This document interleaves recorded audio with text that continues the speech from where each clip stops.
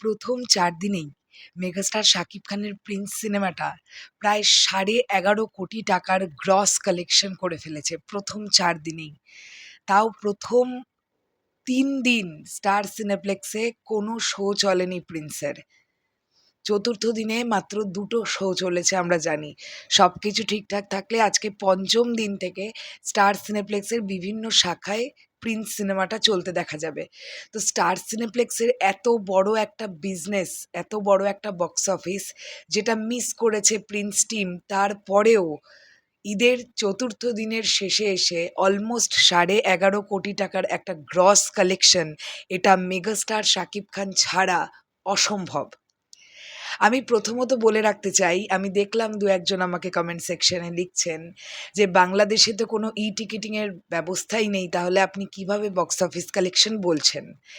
যে কারণের জন্য আমি আমার ভিডিওতে কিন্তু সর্বদা ক্লিয়ার করে রাখি যে এটা আমার প্রেডিকশন বা এটা আমার ধারণা। আমি ধারণা করছি এই অ্যামাউন্টটা বক্স অফিস কালেকশন হয়েছে, এবং পূর্বে আমি যতবার বক্স অফিস কালেকশন প্রেডিকশন করেছি, পরবর্তী সময় গিয়ে দেখা গেছে যে আমার প্রেডিকশন কিন্তু 90%, 95% কাছাকাছি হলেও গেছে। কোনো সময় 100%ও মিলে গেছে। তাই সেখান থেকে দাঁড়িয়ে আমি আজকের বক্স অফিস কালেকশনটাও প্রেডিকশন করব যে ঈদের চতুর্থ দিনে অর্থাৎ গতকাল 'প্রিন্স' সিনেমাটা কীরকম বক্স অফিস করতে পারে।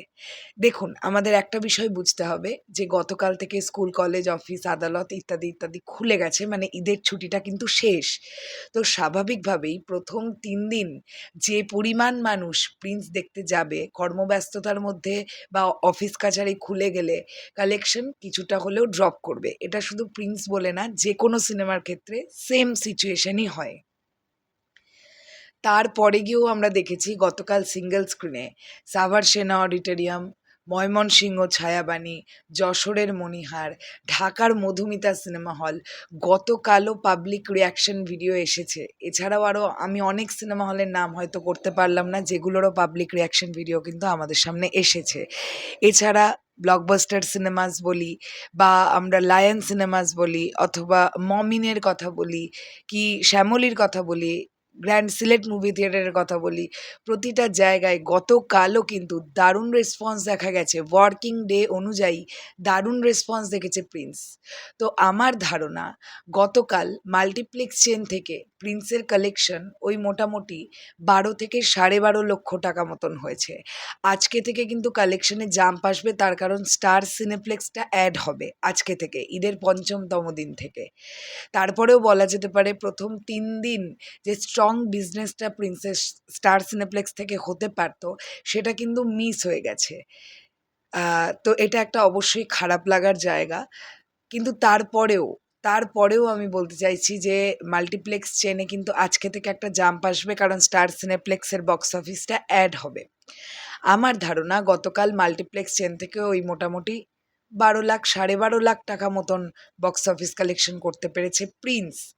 আর সিঙ্গল স্ক্রিনের কথা যদি বলি, তো আমার ধারণা যে অলমোস্ট ২,১০ থেকে ২,১৫ লাখ টাকা গতকাল সিঙ্গল স্ক্রিন থেকে 'প্রিন্সের' বিজনেস হয়েছে। তো আমার ধারণা, এটা আমি আবারও বলছি, ইটস মাই প্রেডিকশন, গতকাল 'প্রিন্স' তার চতুর্থতম দিনে মোটামুটি একটা ২,২০,০০,০০০ থেকে ২,২৫,০০,০০০ টাকার একটা বিজনেস করেছে। এটা গ্রস বিজনেস বলছি আমি।